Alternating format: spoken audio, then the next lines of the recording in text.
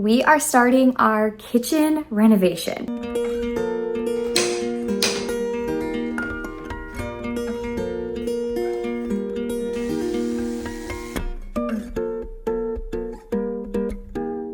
This is something that kind of has been a snowball effect over the last few months. We renovated our living room here first, and it quickly became apparent that the kitchen needed to be next because it does not look like the two rooms kind of go together at this point. I'm going to show you so far what we've accomplished and all of the work that my husband has been putting in behind the scenes.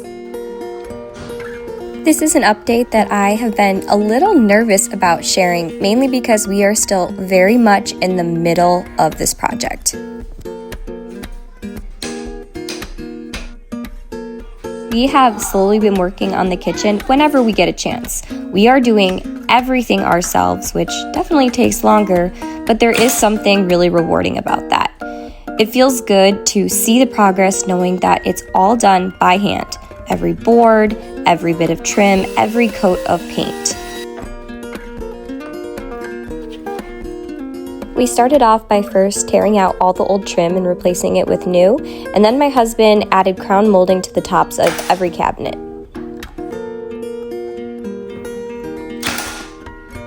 We knew we wanted to replace the kitchen countertops, so picking out the sink was the next step to make sure that we had all the measurements we needed before ordering those. We are planning on giving these cabinets a fresh coat of paint, and my husband decided that he wanted to remake the cabinet doors himself because, let me tell you, the price of kitchen cabinet doors is so expensive. I really wanted shaker style doors for these cabinets, and there's a few different techniques in achieving this look, but we ended up going with the dovetail end door method. This was definitely the more complicated way to go, but my husband is amazing and he can teach himself how to do anything. We wanted to shift over to the little eat-in kitchen area in this space. With the help of ChatGPT, I was able to get a visual mock-up of the plans for this area. And over here on this little half wall, we are putting in a built-in breadboard rack.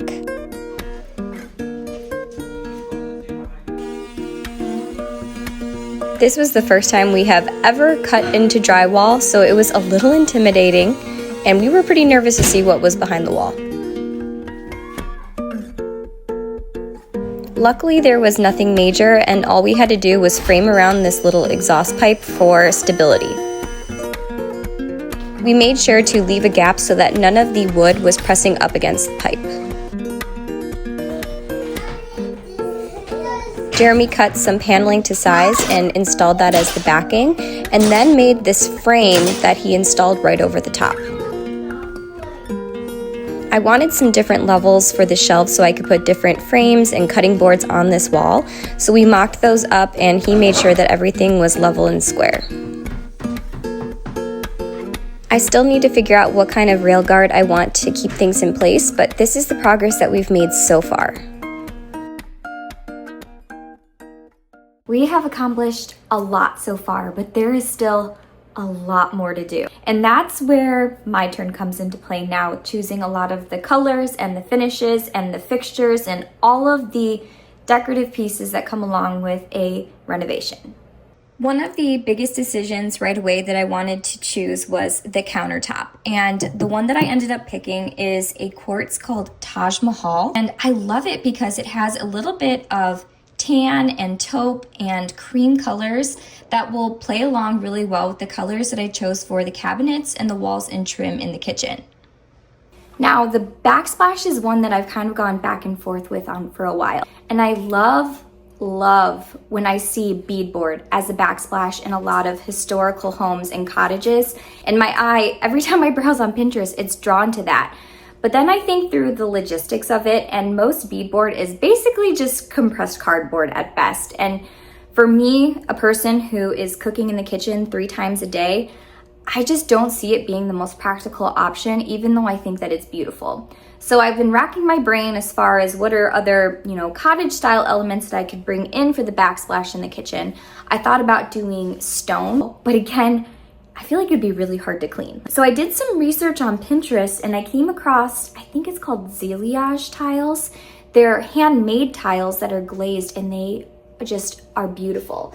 So I picked up a couple different options of those. This is one that I picked up from Home Depot. I love this one because it looks just imperfect and a little bit handmade. And then another one I found online from a company called Bedrosin. And these ones are a little bit smaller and a little bit of a cooler white compared to the one from Home Depot. And I've been kind of agonizing over this decision too. And I think that this one looks a little bit better. This one has a little bit of a warmer taupe undertone, and I think it goes better with the countertop. And as far as hardware for the cabinets, I am still looking over some options. I do think that I for sure want to go with an antique gold because look how beautiful that would be. I lucked out when it came to the sink and faucet because one of my brothers works for a plumbing wholesaler and he was able to get us our sink and our faucet at a wholesale price, which is just such a blessing because those are incredibly expensive, especially if you're going for higher end things. So we were able to choose the sink and that is on its way being delivered, and it is a white cast iron big single basin sink that I am so excited about. And the faucet, this is kind of a hard thing to unbox and show you, but this is the kitchen faucet that we chose from Moen. Look how beautiful that looks with the countertops. And you know, sometimes you can look at things online and you think that you're gonna go one way, but when you see things in real life and you see how they look in lighting and how they all look together, your opinion can change. So doing things like this where you can create almost a real life mood board, I found really helpful in making some decisions. This is just the start of our kitchen renovation. We still have a long way to go, but I will be sharing updates as we go. So if you'd like to follow along, I'd love for you to subscribe for more DIY home renovations, homemaking, and everyday life.